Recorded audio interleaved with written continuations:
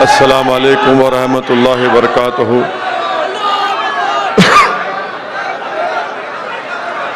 Doctor سید سمیع الدین احمد منمی سجادہ نشین خانقاہ منامیہ، صدر شعبہ عربی اورینٹل کالج پٹنہ بہار، مولانا مفتی نظام الدین جامعہ اشرفیہ یو پی حیدر، جناب نثار آغا صاحب، جعفر حسین معراج صاحب، صدر استقبالیہ جلسہ رحمت العالمین صلی اللہ علیہ وسلم، مجلس اتحاد المسلمین کے اراکین اسمبلی، معزز حاضرین اکرام، میں سب سے پہلے شکر گزار ہوں ہمارے مہمان جو پٹنہ سے ڈاکٹر سید شاہ سمیع الدین احمد منمی سجادہ نشین خانقاہ منمیہ تشریف لائے، اور مفتی نظام الدین صاحب کا جو جامعہ اشرفیہ مبارک پور تشریف لائے ہیں۔ بھائی صاحب آپ لوگ بیٹھ جائیے، ذرا بیٹھ جائیے، آپ لوگ پورے بیٹھ جائیے، بیٹھ جائیے۔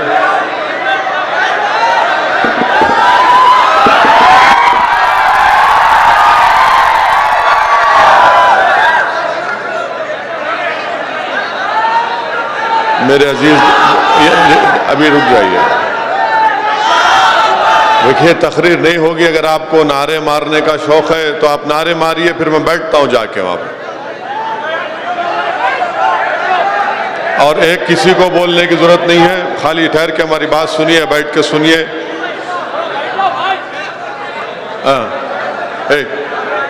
ارے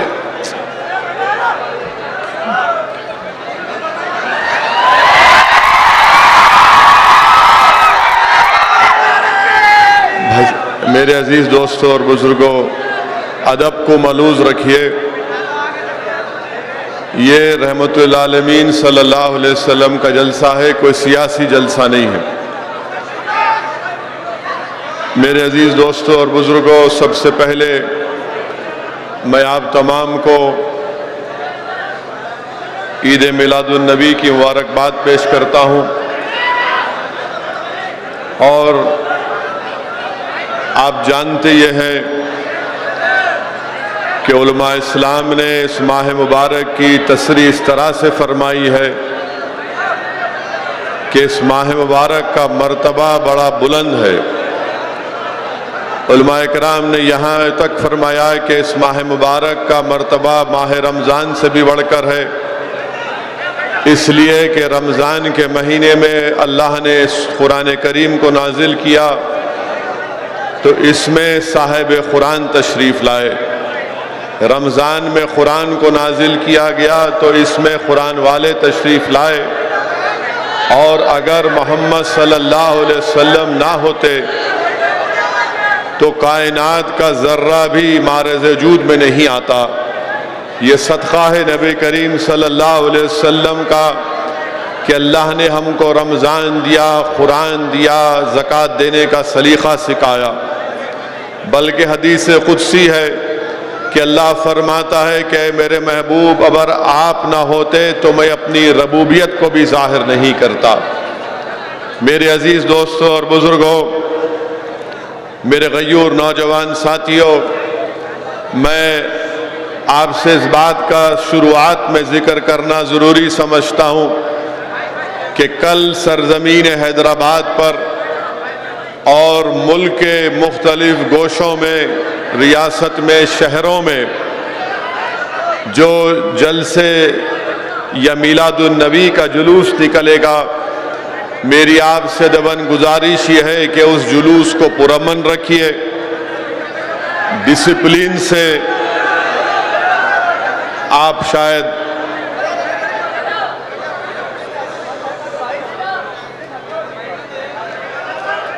آپ بات کر لیجئے، پھر میں شروع کرتا ہوں، پورے بات کر لیجئے۔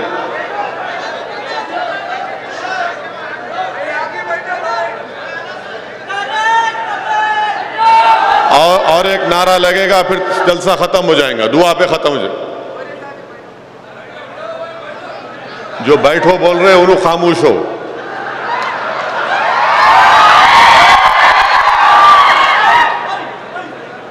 تو کل جو جلوس نکلے گا میری آپ سے ادباً گزارش یہ ہے کہ اس کو پرامن رکھیے, باوضو رہیے, اور اگر نماز کا وقت کہیں پر ہوتا ہے تو آپ کا پہلا فرض یہ ہوتا ہے کہ آپ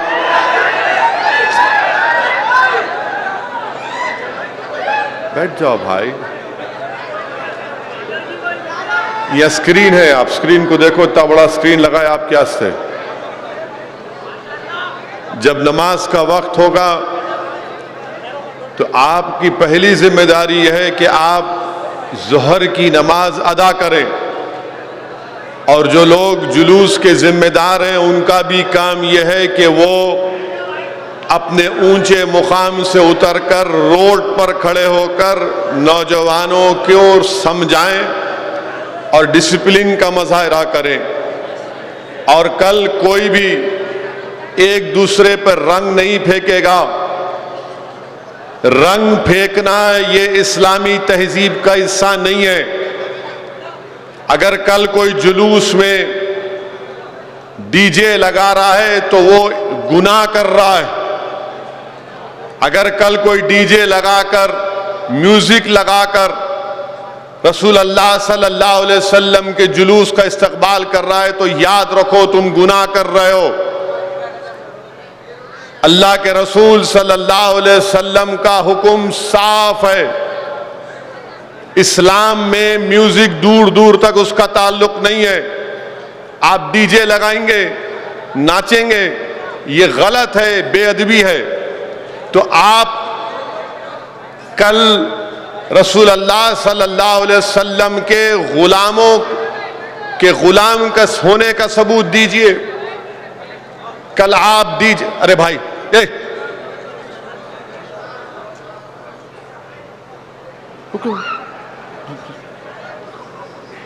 یہاں تھے کیا آپ؟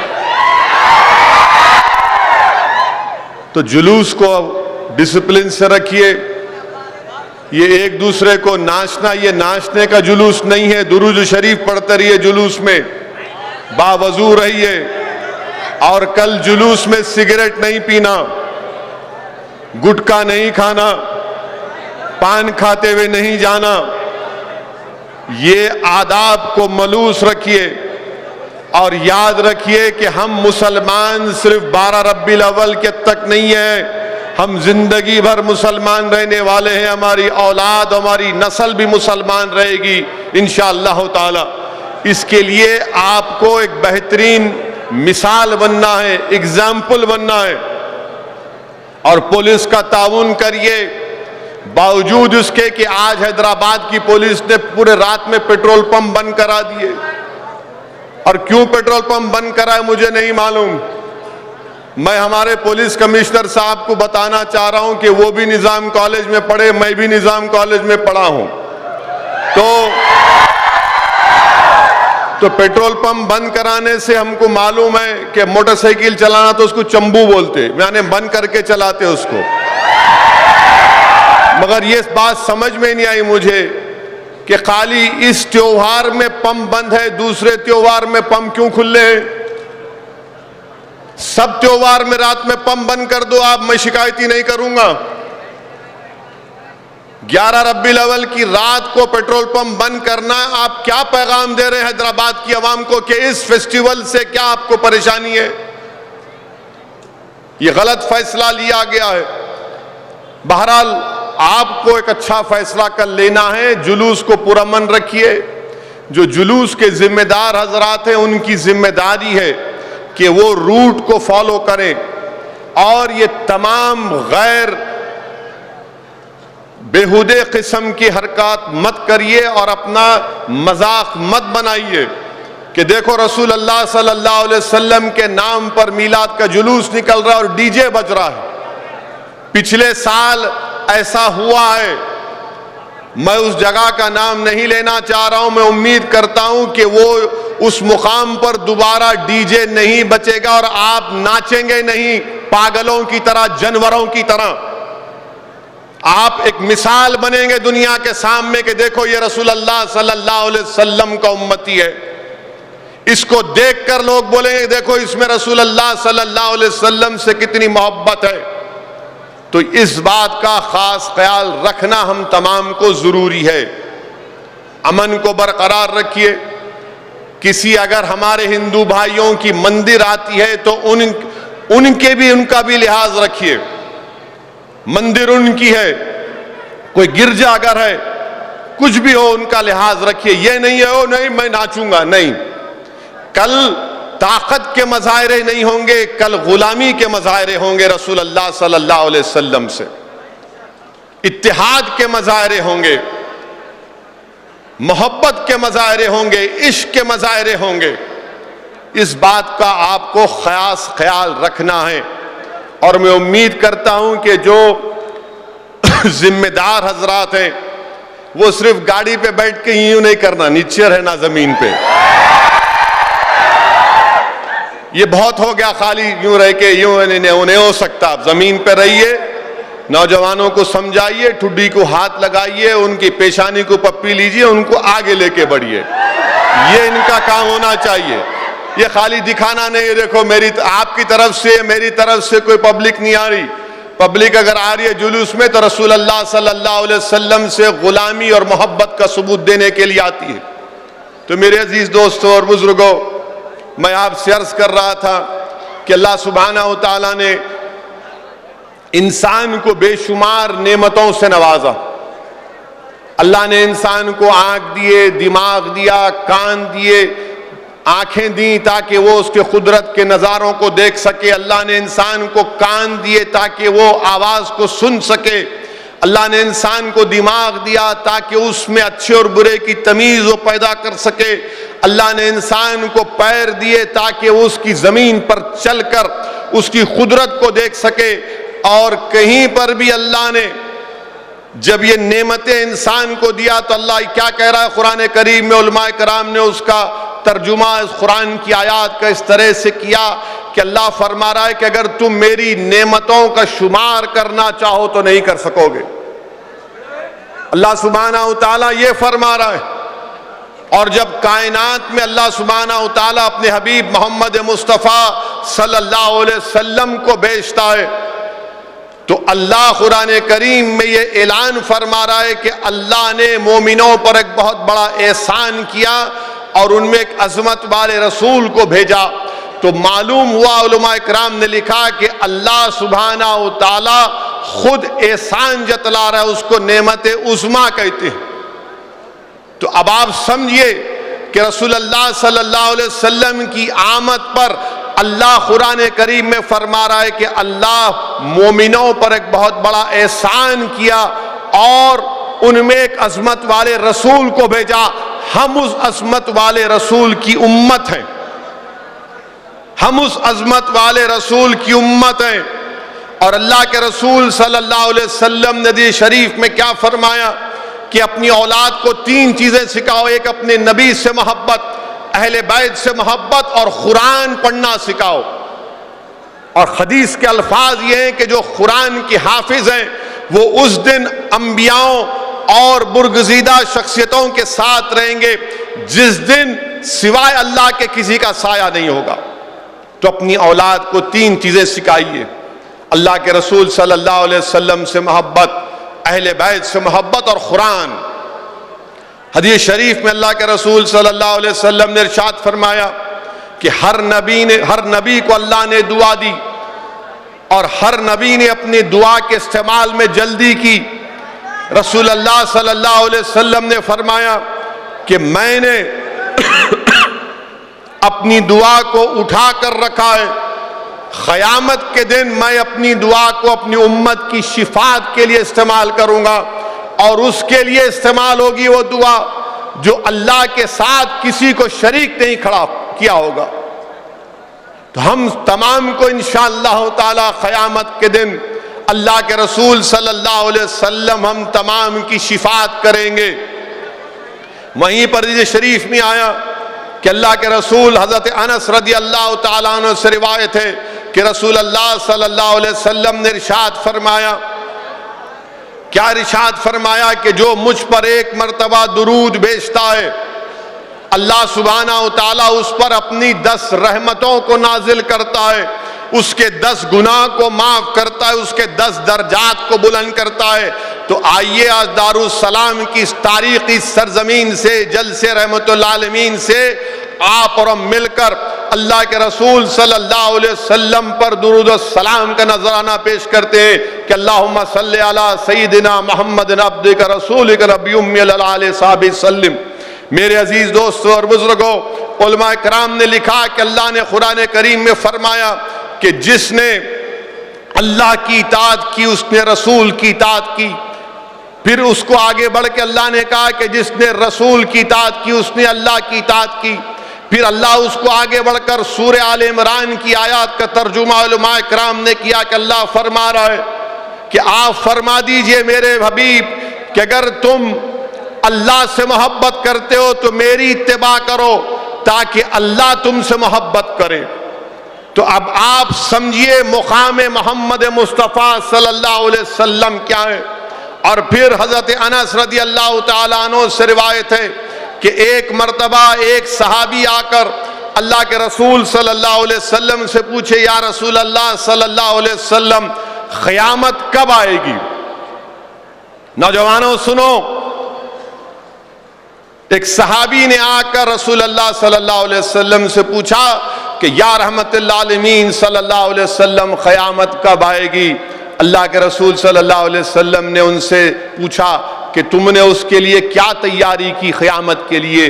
تو صحابی نے عرض کیا کچھ نہیں کیا رسول اللہ صلی اللہ علیہ وسلم، کچھ قیامت کی تیاری نہیں کیا سوائے اس کے کہ میں اللہ اس کے رسول سے بے پناہ محبت کرتا ہوں۔ تو رسول اللہ صلی اللہ علیہ وسلم نے ارشاد فرمایا کہ تم جس سے محبت کرتے اسی کے ساتھ رہو گے۔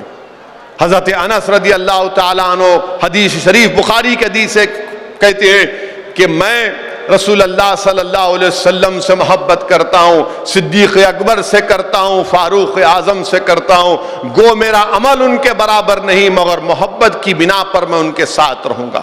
اب نوجوانوں اب تم سوچ لو کہ تم کس سے محبت کرتے۔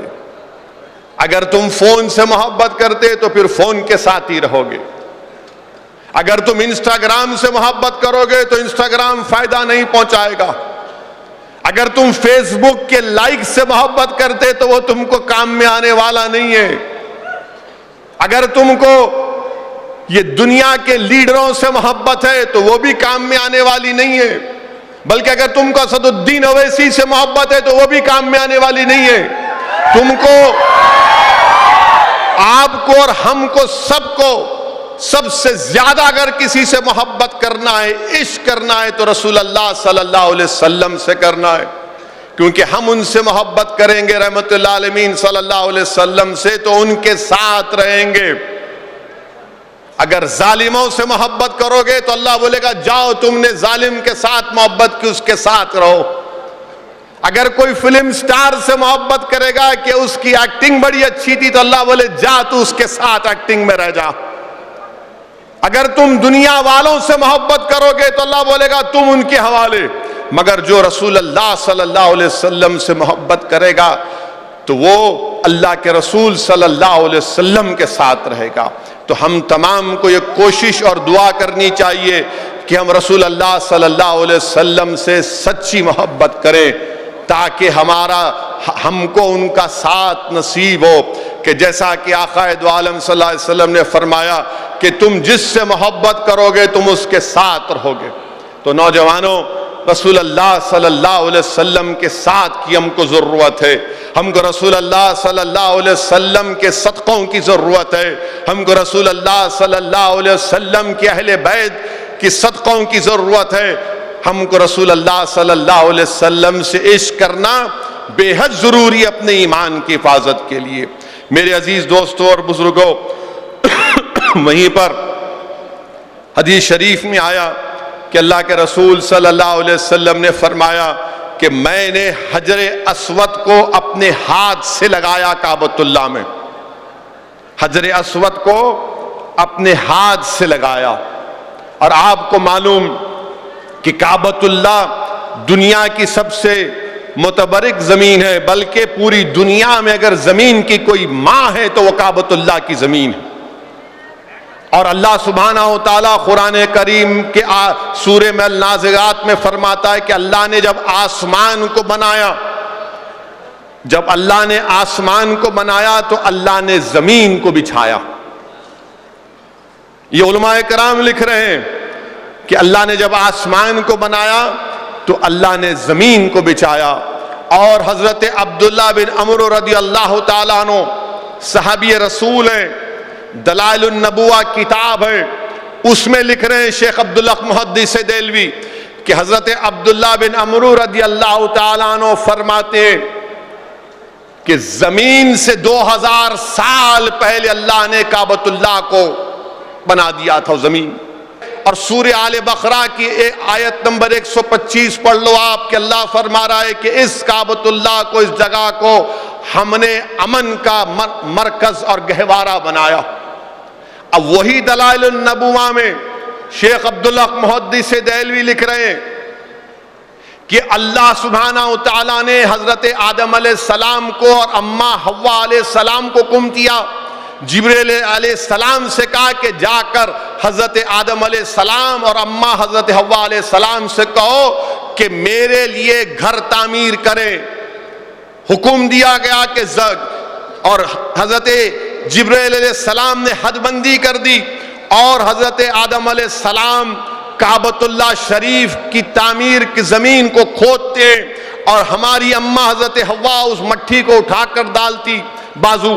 جتنا کھودا گیا، جب پانی آ گیا تو آواز آئی کہ اے آدم رک جاؤ، اب تعمیر شروع کرو۔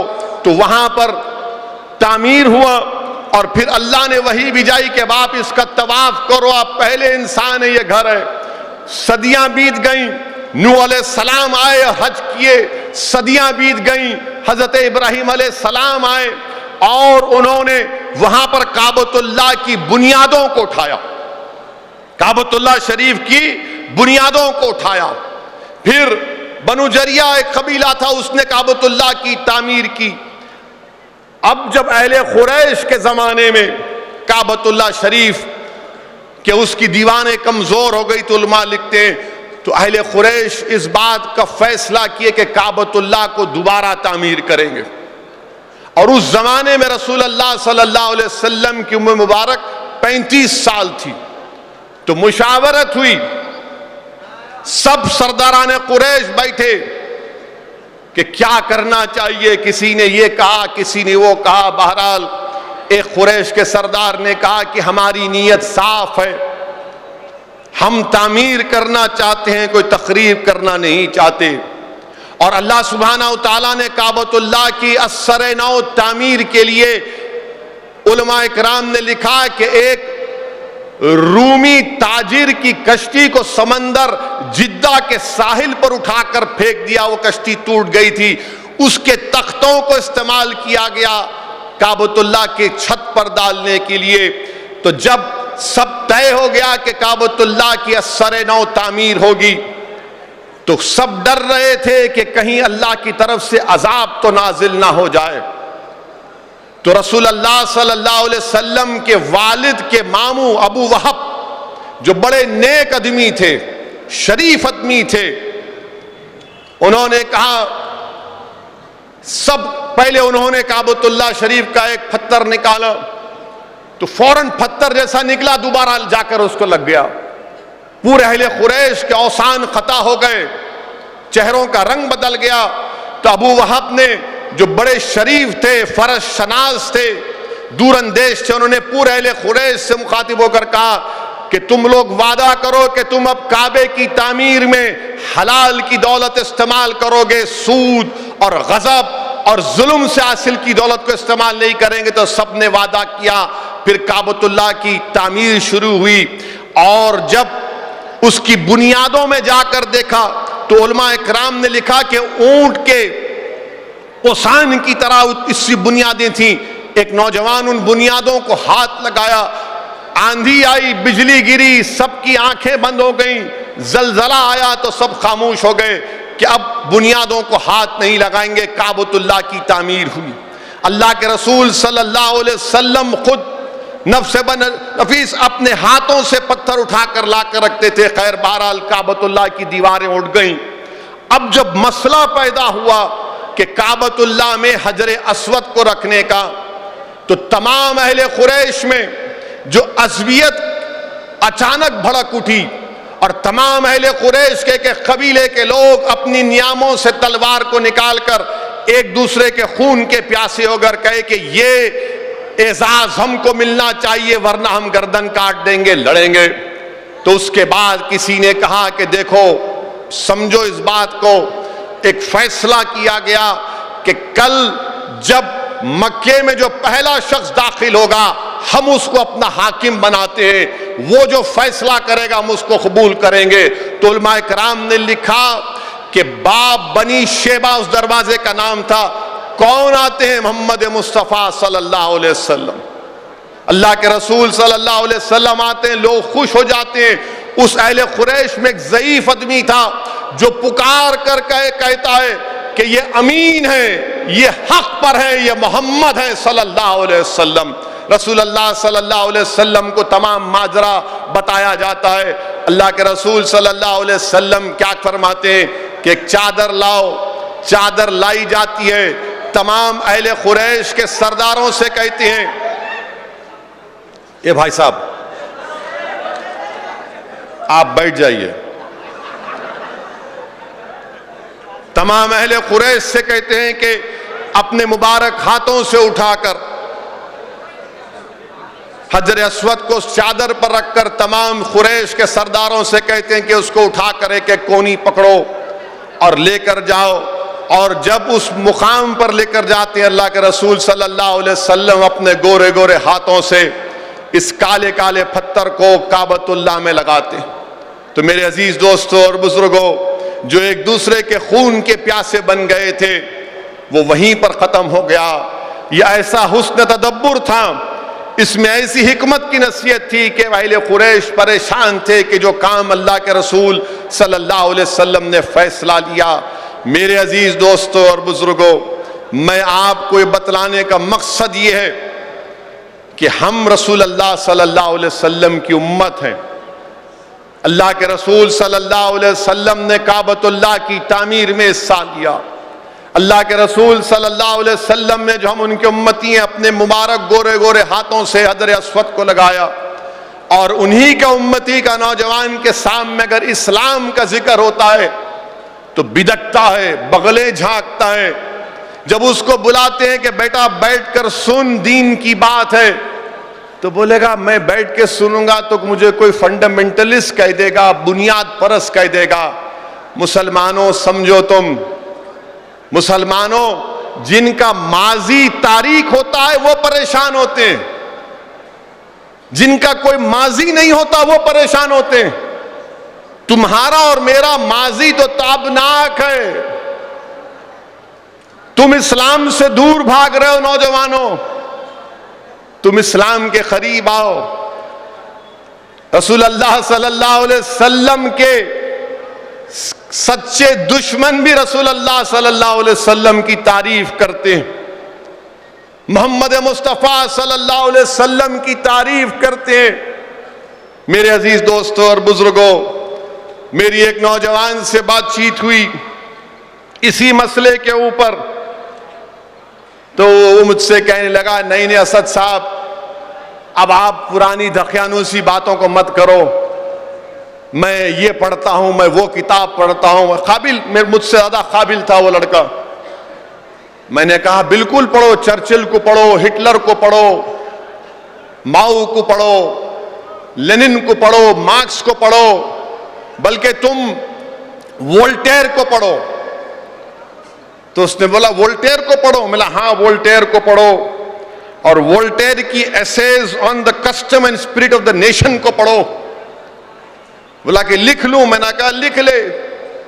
پھر میں نے اس سے کہا کہ تم روسو کے سوشل کانٹریکٹ کو پڑھو. بولے وہ فرینچ روسو. میں نے ہاں روسو کے سوشل کانٹریکٹ کو پڑھو. کلاؤڈ ایمیلل پیسٹورال کے زوراسٹرین کانفیکس اور محمد کو پڑھو. پھر میں نے اس نوجوان سے کہا کہ ہینری ڈی بولائز ویلیئرز کو پڑھو. برابر پڑھو، کون روک رہا ہے، تم ہر چیز پڑھو. تم بلکہ نیپولین کو ایک جگہ پر جیل میں رکھ دیا گیا تھا، اس کا نام سینٹ ہیلینا تھا. وہاں نیپولین نے اپنے میموائرز لکھے، یعنی تزک بولتے، یادداشتیں لکھی. اس میں نیپولین نے کیا لکھا کہ محمد صلی اللہ علیہ وسلم واز اے گریٹ مین. اس نے کہا یہ عاملہ پڑھو، مگر یاد رکھو نوجوانوں، سب پڑھو مگر آمنہ کے لال کو، عبداللہ کے در یتیم کو بھی پڑھو. جب تم یہ پڑھو گے تو تمہاری زبان سے یہی نکلے گا. کیا نکلے گا تمہاری زبان سے؟ کہ تم جب آمنہ کے لال کو اور عبداللہ کے در یتیم کو پڑھو گے تو کہو گے کہ اب میری نگاہوں میں جیسے میرے سرکار ہے ویسا کوئی، اب میری نگاہوں میں جچتا کوئی نہیں، جیسے میرے سرکار ہے ایسا کوئی نہیں. پڑھو یہ، اور یاد رکھو یہ نیپولین ہے، وولٹیر ہے، روسو ہے، چرچل ہے، مارکس ہے، ماؤ ہے، بڑے بڑے دنیا کے تھنکرز ہیں. ان کا استاد کون ہے؟ کون ہے ان کا استاد؟ زمین والا ہے نا، ان کا استاد زمین کا ہے. اور محمد مصطفیٰ صلی اللہ علیہ وسلم کا استاد کون ہے؟ کون ہے؟ عرش والا اللہ ہے. تو یہ زمین کی کتاب پڑھو، بالکل پڑھو، مگر آمنہ کے لال کو بھی پڑھو. علم القرآن الرحمن وہ رسول اللہ صلی اللہ علیہ وسلم کا استاد. اور نوجوانوں، میں تم سے ایک اپیل کرنا چاہ رہا ہوں، میرے عزیز دوستوں اور بزرگوں. اللہ کے رسول صلی اللہ علیہ وسلم نے کیا فرمایا؟ نوجوانوں، میں تمہارے لیے پیغام دینے کے لیے کہہ رہا ہوں کہ رسول اللہ صلی اللہ علیہ وسلم نے فرمایا کہ اسلام کی خوبی یہ ہے کہ ہر بے فائدہ کام کو ہم چھوڑ دیں، ہر بے فائدہ کام کو چھوڑ دیں. اب محلے کے گلی میں کھڑے ہو کر رات میں سگریٹ پھونک رہے ہو، فائدہ ہے اس سے؟ آپ کو فائدہ ہے؟ آپ کو محلے کے چبوترے پہ بیٹھ کے ایک دوسرے کی غیبت کر رہے، فائدہ ہے اس سے؟ آپ کو محلے کے رات میں جاگ رہے کسی ہوٹل پہ بیٹھ کے 1/3 چائے مارے، ہم بھی مارے مگر اتنا نہیں مارتے تھے. پھر کوئی بول دیا نہیں میاں، وہ اس شہر کے اس کونے پہ ایک بنڈی پہ آملیٹ یا وڑا ملتا، رات کے 3 بجے چلے گئے. اس سے فائدہ ہے تمہارے کو؟ رسول اللہ صلی اللہ علیہ وسلم نے فرمایا کہ اسلام کی خوبی ہے کہ ہر بے فائدے کام کو آپ چھوڑ دیں. اسلام آپ سے یہ نہیں کہتا کہ گھر میں بیٹھو، کاہل بن جاؤ، لیزی بن جاؤ.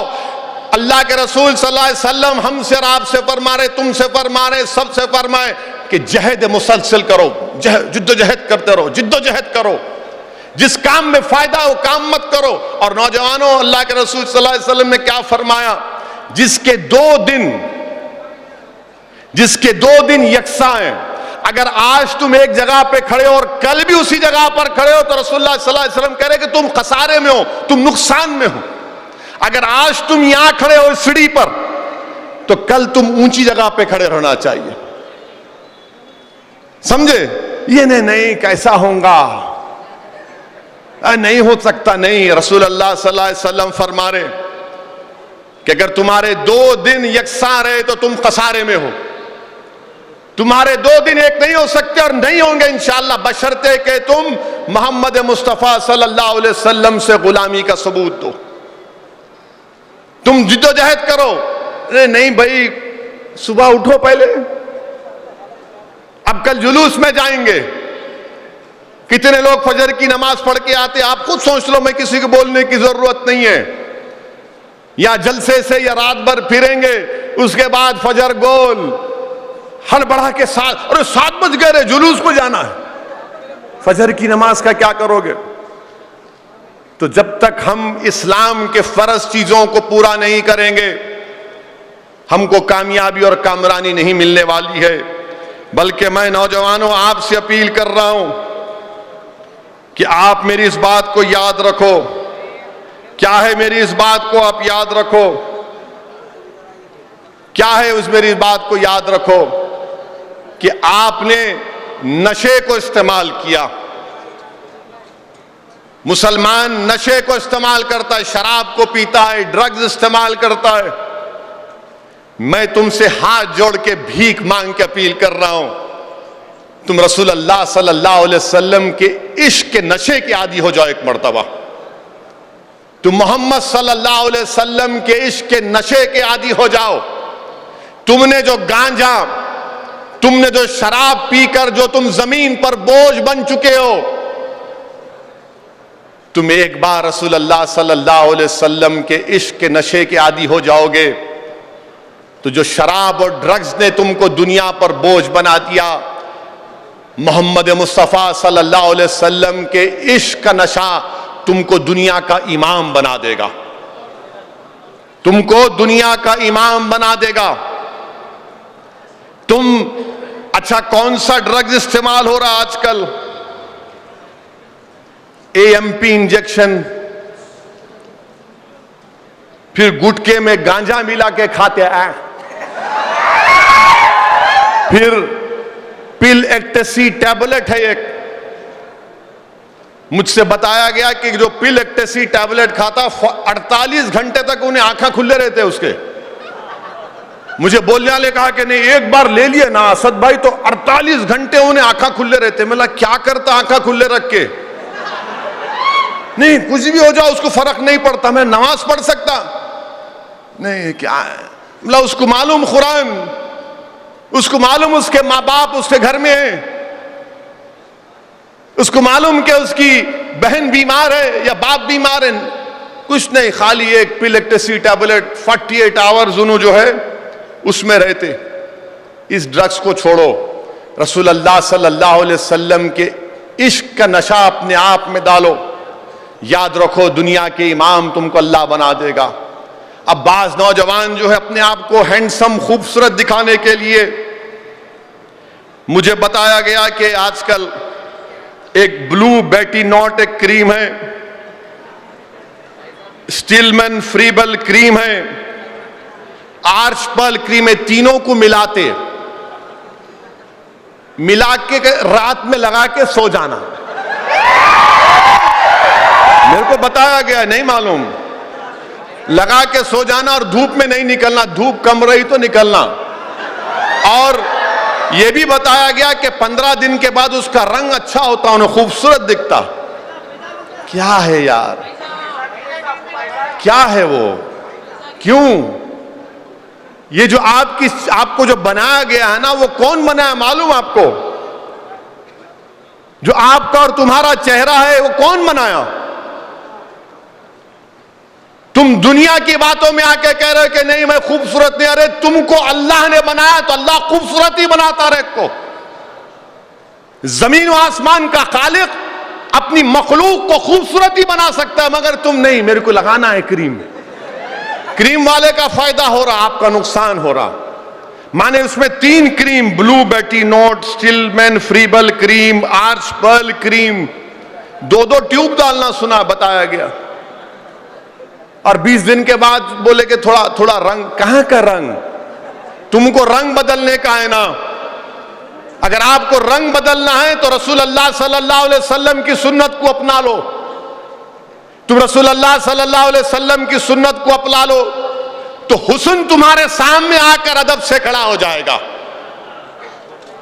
تم رسول اللہ صلی اللہ علیہ وسلم کی سنت کو اپنا لو, حسن تمہارے سامنے آ کر ہاتھ بن کے کھڑے ہو جائے گا. میرے نوجوانوں اس بات کا خیال رکھو.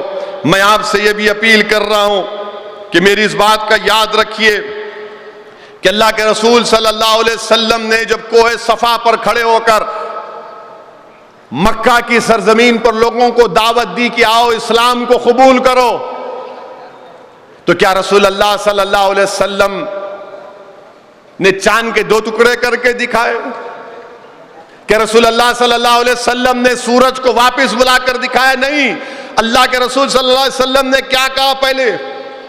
رسول اللہ صلی اللہ علیہ وسلم نے اپنی سیرت کی بات کی اور کہا کہ میرے بچپنے سے لے کر اس زندگی تک اگر تم اس میں ایک عیب پاؤ تو میری بات کا یقین مت کرو.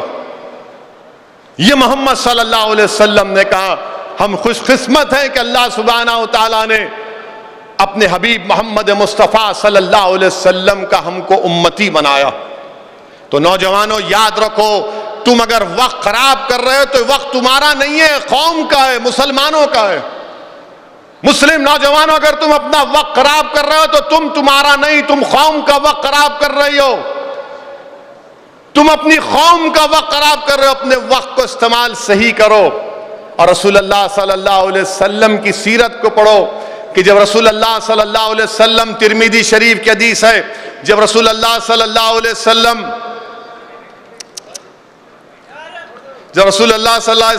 جب کسی سے ملتے تو پہلے ہاتھ ملاتے، پہلے مصافحہ کرتے، اور اس وقت تک اس کے ہاتھ کو نہیں چھوڑتے کہ جب تک وہ ہاتھ نہ چھڑا لے، اس وقت تک اس آدمی کو دیکھتے رہتے جب تک وہ اپنی چہرے کو نہ پلٹا لے۔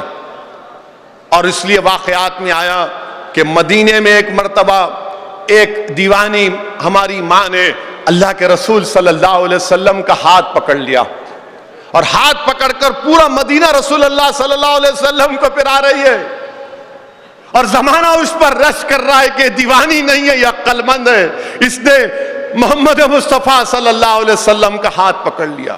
اور رسول اللہ صلی اللہ علیہ وسلم اس سے کیا کہتے ہیں کہ اے میری ماں، تو پریشان مت ہو، تو مجھ سے جو بولنا چاہتی ہے بول، میں سننے تیار ہوں، تو مجھے کہاں لے کر جانا چاہتی لے کے چل، میں چلنے کو تیار ہوں۔ یہ اللہ کے رسول صلی اللہ علیہ وسلم ہیں، اللہ کے رسول صلی اللہ علیہ وسلم بھوکے ہیں۔ صحابہ کرام کہتے ہیں رسول اللہ بھوکے ہیں، تو رسول اللہ صلی اللہ علیہ وسلم بھوکے رہ کر صحابہ کرام کو کھجور دیتے ہیں۔ ایک دودھ کا پیالہ ہے، 70 صحابی ہیں، اللہ کے رسول صلی اللہ علیہ وسلم سب کو پلا کر آخری میں پیتے ہیں۔